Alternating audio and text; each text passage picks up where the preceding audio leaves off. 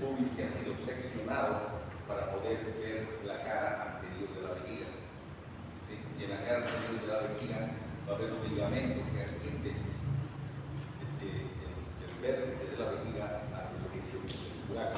Sin embargo, tenemos todos estos elementos que son elementos fijadores de la vejiga y nos hablan que el peritoneo vesical está cubriendo la vejiga, el ligamento umbilical medio ocular, del que se ha hablado, los ligamentos de las arterias umbilicales umbilicales izquierda y derecha. Recuerden que en edad embrionaria y fetal la sangre entra por el cordón y se une a las arterias vesicales superiores que se convierten después en ligamentos cuando se seccionan los dedos.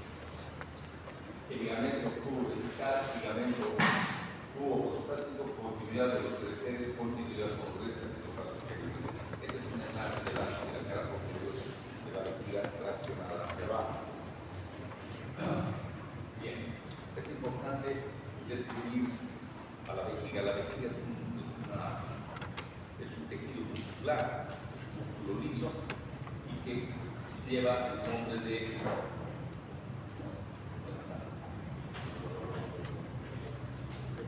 detrusor. Este músculo detrusor es el músculo de la vejiga, es un músculo especializado en contraerse para la vaciación.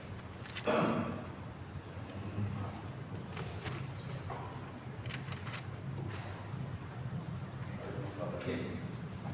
Vamos a hablar de la uretra masculina. ¿Qué es la uretra? La uretra masculina es un medio para la evacuación de la vejiga, y lo vemos que él va a tener distintas porciones a diferencia de la vejiga de la mujer. Entonces, ¿dónde va a empezar? Va a empezar justamente en el cuello de la vejiga y se va a extender hasta la cabeza del pecho. ¿Sí? ¿Cómo se divide? Se va a dividir en 4 segmentos. Tenemos un primer segmento aquí, que es el segmento porción intramural o preprostático. La próstata es esta que está acá. Entonces, la vejiga va a empezar, la uretra va a empezar ahí, y a eso se llama la porción intramural o preprostática. Luego, la uretra prostática es la porción que está atravesando a la próstata. Luego tenemos un ligamento aquí, que es el ligamento del piso de la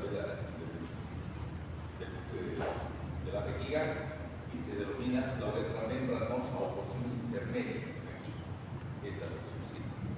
Y luego la uretra esponjosa, es decir, aquella porción de la uretra que atraviesa todo el trayecto del pecho. Son 4 porciones que se reconocen: uretra intramural, uretra prostática, uretra membranosa y la uretra esponjosa. Cuando se decide colocar, por ejemplo, una sonda vesical, se debe recordar que la sonda va a atravesar todos esos trayectos hasta atravesar la vejiga. O sea, el colocar una sonda a un varón no es tan fácil como colocar la sonda a una mujer. Bien. En la porción preprostática, es decir, esta pequeña porcioncita de la uretra, ya va a encontrarse el esfínter interno de la uretra. El esfínter interno, el esfínter que está manteniendo cerrada la vejiga para que no evacúe. Entonces, aquí dice: en su cara posterior, la uretra presenta una salida alargada.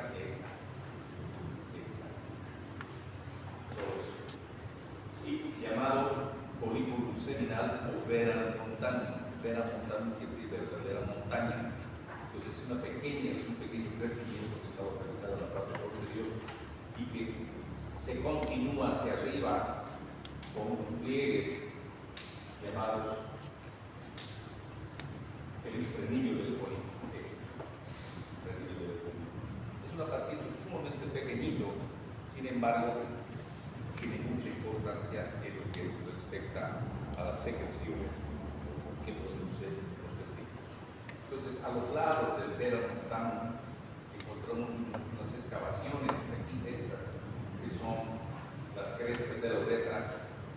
en la porción central del lugar abdominal vamos a encontrar unos pequeños orificios. Uno central, este se llama cúbito prostático y dos pequeños orificios a los lados que son por donde sale el líquido seminal. Entonces, en la próstata se va a formar cubo prostático y se va a evacuar por este orificio. Y a los lados estamos viendo dos orificios que proceden de las glándulas seminales.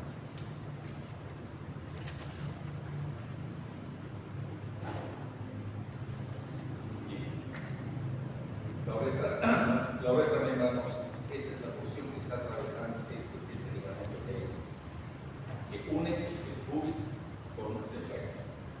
Esta porción es la porción membranosa o porción intermedia.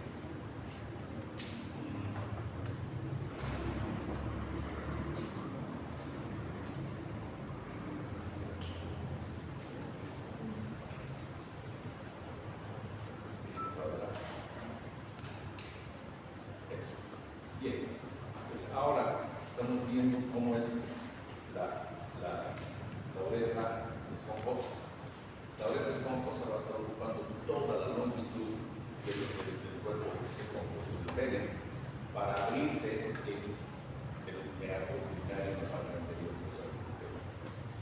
Es importante mirar que en la superficie de la uretra vamos a encontrar pequeños orificios y toda la extensión que son orificios donde se emiten secreciones para lubricar la uretra durante el acto sexual. Entonces, en la parte posterior de la uretra esponjosa se sitúa en el bulbo del pene, que es aquí, ahí va a empezar la parte esponjosa y que se abren las glándulas bulbo-uretrales. La mujer tiene las glándulas bulbo-uretrales en una parte diferente que debe poder ver. Bien. Esta es la imagen que nos está mostrando la entrada a la vagina, y a los lados del orificio uretral de la vagina se encuentran dos pequeños orificios a los lados. Esos orificios son las glándulas bulbo-uretrales, y en el varón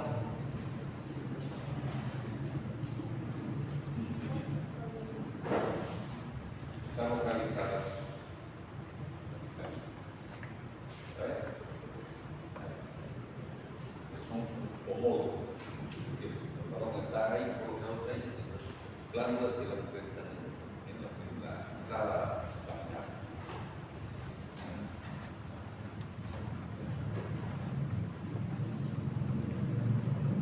En la uretra femenina, pues la uretra femenina tiene un trayecto mucho más corto que este, ¿sí?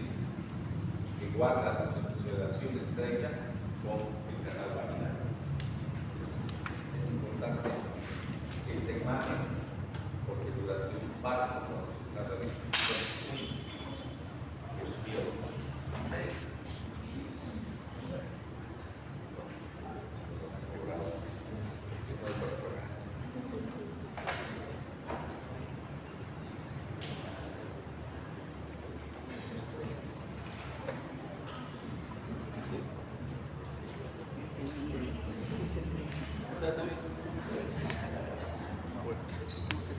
les decía que es importante recordar esta es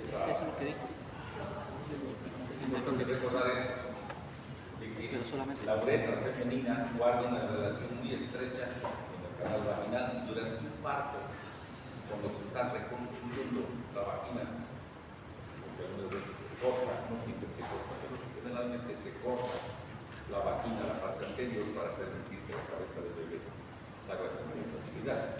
Cuando se está reconstruyendo aquello, entonces las puntadas que se tiran con la curva hay que no deben alcanzar la pared superior profunda o la pared inferior muy profunda. Puede incluir en la toma el giro rectal, el giro rectal. Pero ¿qué importancia tiene esto? La uretra femenina se extiende desde el cuello de la vejiga hasta la vulva. ¿Sí? Es mucho más corta, mide aproximadamente de 3 a 4 centímetros, aproximadamente esto es una pulgada, como así, 3. Va a depender si está en erección la plaza, pero son aproximadamente 15 centímetros. Entonces, la uretra femenina va a dividirse en 2 porciones: segmento pelviano, segmento pelviano, y otro que es segmento pelviano. Entonces, aquí vamos a reconocer algo importante. Y vemos este aparato genital femenino, vamos a describir con más detalle, pero aquí es una cosa importante, es recordar que a la mujer se le colocan sondas durante la cesárea. Vamos a la cesárea, hay que colocar las sondas, porque puede cortar la vejiga durante el acto operatorio. Entonces, finalmente se le dice a los enfermeras que pongan la sonda o a los internos y no saben a ver dónde van a poner. Sí, muchos agarran poniéndole la vagina. Entonces, importante es esto, recordar de que la uretra está entre 2 elementos anatómicos, que es el clítoris y la vagina. Muchas veces el orificio uretral femenino no se ve con claridad. Entonces se le pide a la paciente que como si deseara orinar. Entonces se abre un poquito el nervio urinario y uno puede producir la zona con facilidad. Es ligeramente saliente, fácil de identificar y ver al cerrar la familia. Bien. ¿Cómo están constituidos los esfínteres de la uretra? Entonces, el esfínter externo de la uretra, el esfínter interno, los músculos compresores. Fíjense de que el músculo de la vejiga, el músculo interno de la vejiga, sus fibras internas son las que están formando este. Ese es el esfínter interno de la uretra. Y el otro es el esfínter externo. Entonces, este es voluntario y este es involuntario. El externo es voluntario y el interno es involuntario. Entonces, este está manejando constantemente cerrada la uretra. Y cuando viene el impulso de orinar, entonces la persona puede mantener, no orinar, porque está con otros músculos, está detenido. Pero si decide orinar, entonces ambos van a actuar y van a liberar la orina. Fíjense cómo todo el suelo pelviano femenino está constituido por una serie de músculos que forman el piso de la pelvis. Ustedes se fijan aquí, este es el pubis, y empezamos con el orificio uretral, la vagina, y continúa hacia arriba. Hacia arriba hasta la vejiga. Y rodeando a la uretra está este músculo. Es el músculo que sujeta a todo este piso. Entonces, todo este piso pelviano lo vamos a ver más adelante, solamente para mostrárselo. Bien, ¿cómo está constituido el esfínter externo de la uretra? Es un músculo estriado y nervado por el nervio pudendo, rodea la circunferencia del tercio medio de la uretra como un anillo a nivel del tercio inferior de la uretra, se ubica alrededor de su cara anterior y lateral, que está constituido por medio del músculo transverso del pecho. La debilidad del esfínter externo de la uretra puede ocasionar incontinencia urinaria, por ejemplo, a causa de un traumatismo perineal. ¿Qué pasa con las mujeres que han tenido muchos tipos de patología vaginal, las que tienen pies o sí? Claro,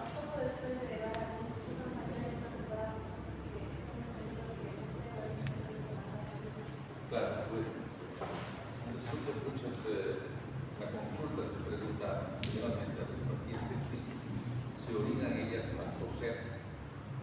o se les escapa al coser o al hacer algún esfuerzo. Entonces ellos técnicamente lo tienen. Y eso hay que arreglar.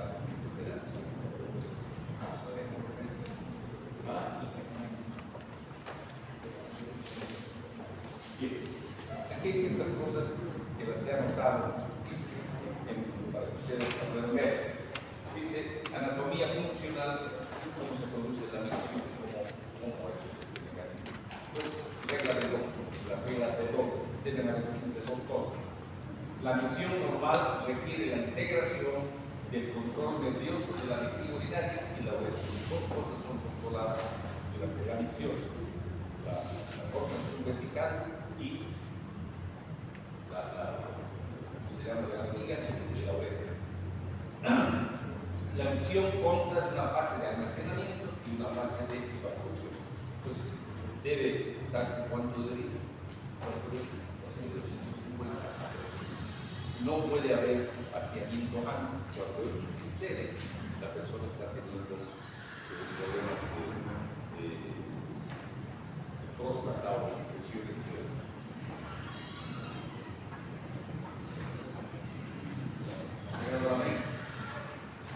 Bien, la vejiga urinaria se acomoda al volumen creciente de la orina vertida, desde los pretende sin modificar la presión intravesical. Esto se debe a la capacidad de las diferentes paredes y mecanismos nerviosos que actúan como puertas. ¿Qué es lo que pasa? Que,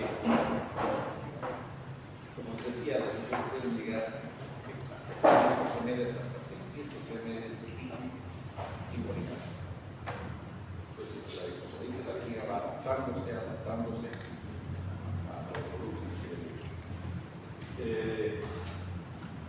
Dos elementos nerviosos están controlando a la vejiga, que son parasimpático y posterior, es decir, dos sistemas están funcionando en la vejiga. Bien, ¿cómo sucede esto? El centro de misión que inicia la misión voluntaria se ubica en la corteza frontal media, es decir, en el cerebro. Adelante. Y se puede tolerar un volumen de hasta 500 ml, pero más allá de este nivel, el dolor causado por la tensión de las paredes de la vejiga conduce al deseo de orinar. ¿Sí? Al alcanzar el umbral de estimulación aferente, se activa el centro medio de misión, que es un puente rostral de la parte anterior, a través de la vía espinal descendente. Por ejemplo, pacientes que tienen fractura de columna y lesiones de la médula espinal, ellos no pueden controlar normalmente. Entonces, a esos pacientes se les tiene que colocar sonda vesical permanente. Ellos no pueden estar sin eso, porque van a combinarse todo el día.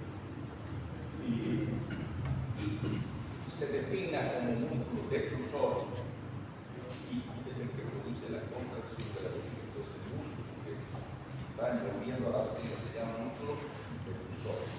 ¿Sí? Y sus fibras son parte del esfínter.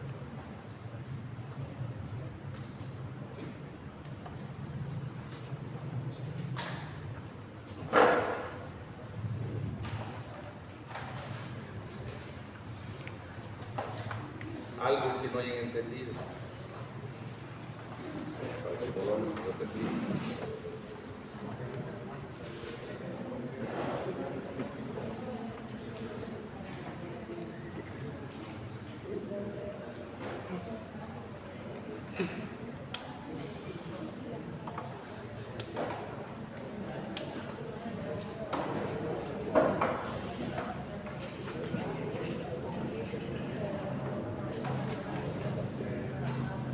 Vamos a repetir un poco sobre la vascularización del riñón. ¿Quiénes estuvieron en la primera clase del riñón? ¿Y quiénes no estuvieron? ¿Estuvieron todos? Entonces, esta es la parte importante, chicos, que quiero que sepan. hemos dicho que el riego del riñón, el riego de los riñones está dado que es aproximadamente el 22% de todo el volumen sanguíneo que es destinado a los riñones. Entonces es una poca cantidad, es muy poca cantidad. Entonces cuando una persona está en hemorragia, está en shock, los sistemas de alarma del cuerpo van a llevar la sangre al cerebro y al corazón, de tal manera que este volumen de 22% va a disminuir. Entonces los riñones están operando en suficiencia. Fíjense que 1.100 ml de 500, de 5.000 que tenemos, 5.000 ml, apenas 1.100 ml están destinados a los riñones. Entonces, ¿cuáles son las arterias que van a irrigar? Son las arterias renales, tanto derecha como izquierda, ¿sí? Ese es el comienzo de la irrigación renal. Luego empieza, una vez ingresada la arteria al riñón, por el ilio, va a empezar a dividirse. Entonces, la primera división son las arterias interlobulares. Entonces, entre lóbulo y lóbulo y lóbulo, hemos dicho que existen como de 8 a 10 lóbulos. ¿Sí? Entonces, las arterias interlobulares, luego las arterias falciformes, que son como arcos. Luego, las arterias interlobuliares, también denominadas las arterias radiales, que están aquí.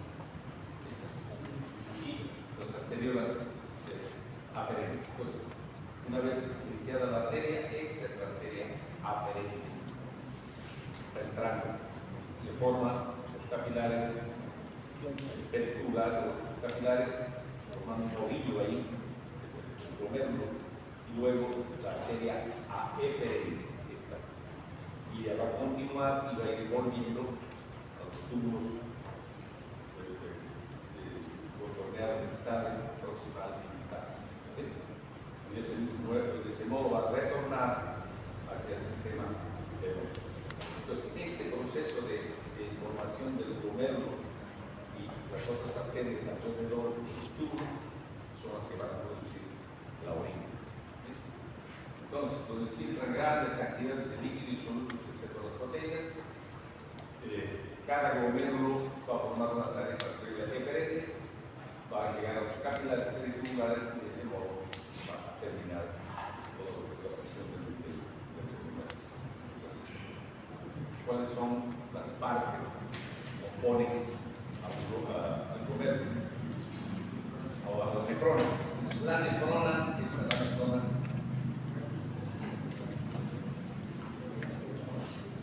La nefrona va a ser la unidad funcional del riñón, como lo es el linfocito, como es una célula nerviosa, del mismo modo. Entonces, vamos a tener dos tipos de glomérulos. Vamos a tener nefronas corticales y justamedulares, dos, unas que están colocadas en la corteza del riñón y otras que están cerca de la médula. Entonces, las que están las corticales son aquellas que son nefronas que tienen funciones diferentes a las otras, a las que están en la parte medular. ¿Qué partes componen a la nefrona? La cápsula de Bowman.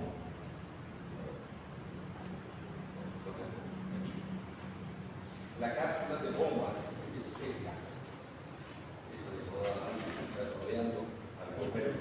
Entonces, entre el glomérulo y la cápsula de Bowman hay un pequeño espacio, que es donde se derrama el suero del plasma y va a correr a través de estos túbulos donde se van introduciendo los intercambios de iones, etc.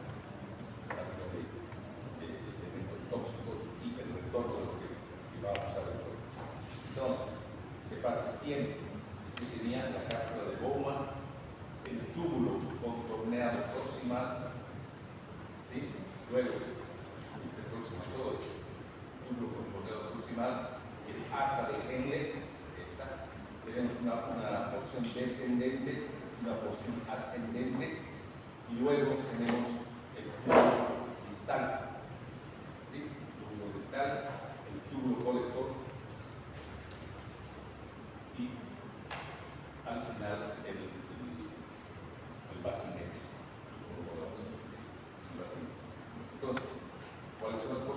cápsula de Bowman, túbulo contorneado proximal, túbulo ascendente, descendente, ascendente, túbulo distal y el túbulo colector.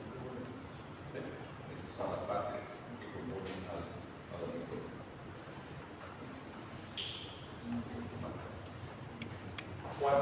Cuatro funciones que se producen dentro del riñón. Son las siguientes: filtración, reabsorción, secreción y excreción. Estas son las 4 funciones que realiza el riñón para formar orina. Fíjense que la cápsula de Bowman está agarrando, digamos, al moverlo, la entrada de la arteria aferente, formando túbulos ahí y luego la arteria eferente. En ese proceso es que se van a producir 1, 2, 3 y 4. Filtración, reabsorción, secreción y excreción.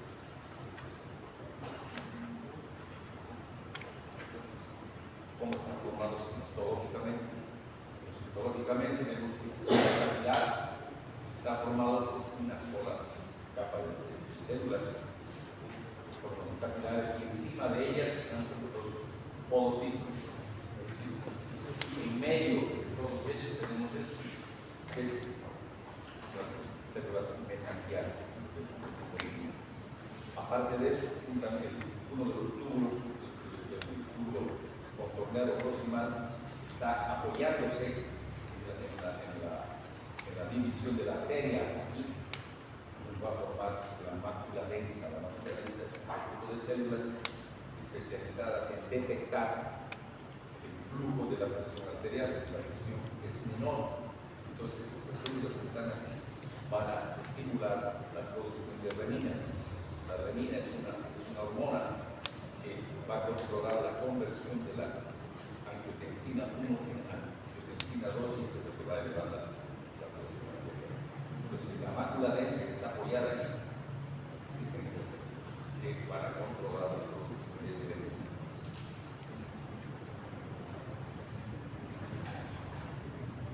¿Cómo está conformado el túbulo colector? Está conformado por los cánceres renales. ¿Cuántos cánceres tenemos? Generalmente son 3. Generalmente 3 cánceres mayores y luego los cánceres menores, que pueden ser también 3 en cada uno de los cánceres. Luego tenemos aquí 1, 2, 3, luego la pelvis renal y el ureter.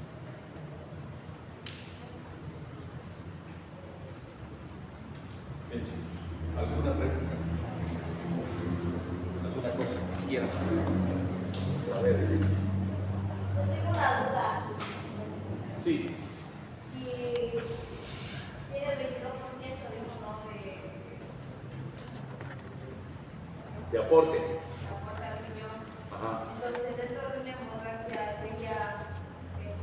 no sería adecuado poner suero, ya que va a haber una insuficiencia renal. Claro. Cuando una persona está en shock hemorrágico, está perdiendo sangre, entonces se debe reponer, se debería reponer con sangre, pero a veces no hay la sangre en ese instante, pues, o el paciente tiene una sangre rara, un grupo B, un grupo A, o un grupo 0 negativo, entonces se debe reponer líquido suero.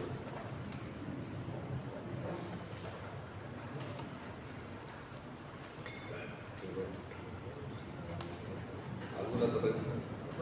Sí.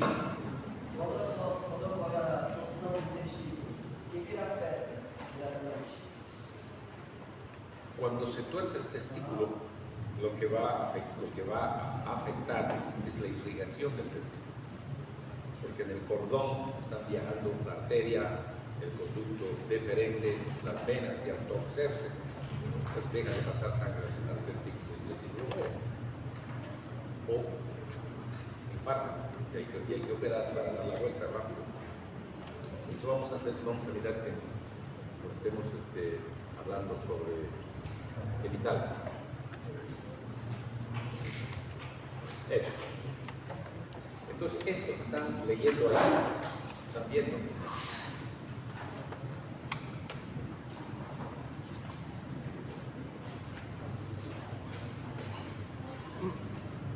está en el libro. Lo he sacado del libro de Gaito, se los voy a pasar. Creo que ya les pasé, ¿no? Sí. Ya probablemente que no hay eso. Entonces, todas las demás cosas que hace el riñón, lo más llamativo es esto: la excreción de productos metabólicos de desecho de las sustancias químicas extrañas, la regulación del equilibrio hidroelectrolítico, la regulación de la osmolalidad, la regulación de la presión arterial, la regulación del equilibrio ácido básico, regulación de la producción de eritrocitos, secreción y metabolismo de hormonas y la gluconeogenia. Esto es de la regulación de la sangre, es muy importante. Cuando el riñón no está funcionando bien, con infecciones, porque está en insuficiencia, también van a fallar la producción de, por ejemplo, la eritropoyetina. La eritropoyetina es una hormona secretada por el riñón que va a ir a estimular a la células madre de la célula, la producción de la. Entonces, esta función es sumamente importante. Entonces, aparte de eso, de la producción de eritropoyetina por el riñón, debe haber aporte al cuerpo del complejo B, de vitamina B. ¿Quién la produce? El intestino. Fíjense que varios órganos están contribuyendo a la formación de la sangre. El intestino, el estómago tiene unas hormonas que producen que se llama factor intrínseco. El factor intrínseco va a enviar información al intestino para la absorción de la vitamina B2. La vitamina B2 se ve a la médula ósea para producir.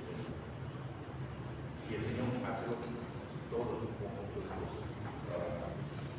Cuando el hígado, por ejemplo, ha dejado se ha vaciado de su glucosa y la persona está en ayuno varios días, es el riñón entonces que se ocupa de producir glucosa a partir de otros componentes diferentes de los hidratos de carbono para producir, ¿cómo se llama? Glucosa a partir de otros metabolismos. Entonces, una duda, una persona diabética hace el ayuno, pero también esa persona está con problemas renales, ¿es adecuado hacer el ayuno tanto tiempo? Porque ahora le hicieron hacer ayuno, pero ella es diabética, que va a tener problemas renales, y le hicieron hacer ayuno más tiempo. Pero tengo que llevarte. Tienen que comer bien, ¿verdad? Entonces la llevan a matar. Se la llevan a matar.